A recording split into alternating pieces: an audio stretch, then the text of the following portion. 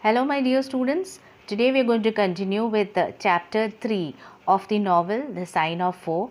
I am referring to page 212 of the textbook. Okay, now it's almost 5:30 and Holmes has come in a very bright, eager and excellent spirits, and he says that there is no great mystery left in it, and there is just only one explanation. So Mr. Watson says, have you solved it? So he says yes, giving a suggestive fact that he has been consulting the back files of the Times and comes to know that Major Sholto of the Upper Norwood late of 34th Bombay Infantry, and he has died on the 28th of April 1882. And then he says Captain Mostyn has also gone. He has disappeared, and the only person in London who could have visited is Major Sholto. But then Major Sholto denies that he has not met Mr. Mostyn any recently. And then after 4 years, Major Sholto also dies. Thereafter, every week, Miss Mostyn, Captain Mostyn's daughter, has been receiving a letter and a large pearl from them every year. Okay, so where things have gone wrong, they try to analyze, and he comes to this conclusion that Sholto's heir, that means his sons, must be knowing something about the mystery and the compensation that this lady owes. So that seems to be very strange. But then they also they also come to this fact that suppose that her father is still alive, that also could be one. This is all suppositions. Okay, now they are all getting ready to go to Lyceum Theatre. Now they have sat in the four-wheeler, and Dr. Watson has picked up his hat. Miss Mostyn is also very much ready in her dark cloak.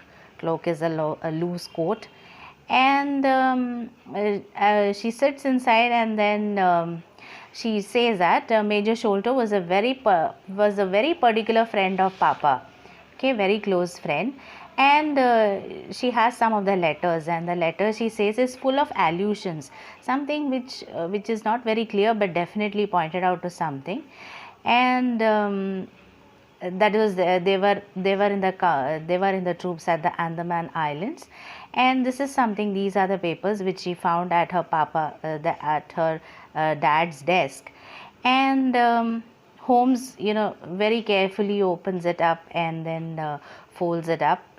He examines it, and then what he tells is it's a paper of native Indian manufacture, and in that paper there is a diagram of a building which has got halls, corridors, passages. So it's like a palatial building, and there is something curious, hieroglyphic, like 4 crosses, so something which is difficult to understand. But then it is written in a very rough and coarse characters, and then there is a sign of the 4: Jonathan Small, Mohammed Singh, Abdullah Khan, Dost Akbar. There are 4 names being mentioned in this. So when he looks into all this, he says this is something which is very important, and we need to keep it very carefully in a pocket box, in a pocket book. And so he says preserve it very carefully, because we might need it very later.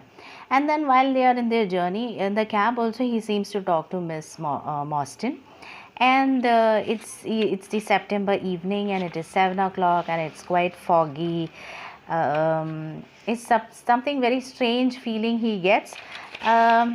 Then you could see Holmes is having a notebook in his hand, and he's mentioning, and from time to time he is making a note of something, some figures, and something is being written down.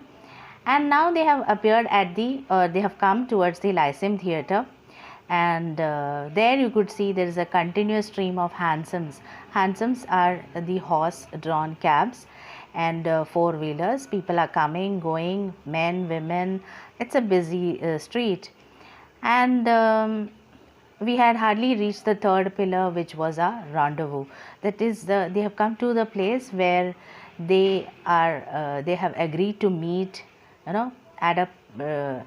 a agreed time and place. They have come there, and there is a coachman who comes. Are you the parties who has come with Miss Mostyn? And she says, yes, I am Miss Mostyn, and these gentlemen are my friends. So he looks at them with suspicious eyes, and he says, you will excuse me, miss, but I was to ask you to give me your word that neither of your companions is a police officer. So she had already been informed that you can bring two friends of yours, but they should not be police officers. Says yes, Miss Mostyn says yes, definitely they are not police officers. And he gave a shrill whistle, and then a street Arab with a four-wheeler comes, and there she's been handed a box. We took our places inside, and the driver has whipped the horse, and he has taken them through all the streets, and they are passing through various places. But they are still very much confused because they think everything might be a hoax, something secretive or something hidden. Okay. But Miss Mostyn is like very much determined to find out. Dr. Watson is trying to keep her with the company, and trying to talk about the adventures in Afghanistan and so, but then even so he also is very much excited to know. And they happen to go through all the streets of London, and the various places that they come across: Rochester Row, Vincent Square, Vauxhall Bridge Road. Then there are some streets, labyrinth of streets. There is a maze of so many streets. The Wordsworth Road. They are upon the Thames River. Okay, that's why they say the Wordsworth Road. And the Lark Hall Lane, Stockwell Place, Robert Street. There are so many places being mentioned out here. And they pass all the two-storied villas. There's a miniature garden. And then finally they come to the house, okay, the place where they are supposed to, and they get down there and they knock the door, and when the door is opened, they see a servant who is clad in yellow turban, and he has a loose fitting clothes and a yellow sash, and he's the one who says, yes, the Sahib awaits you.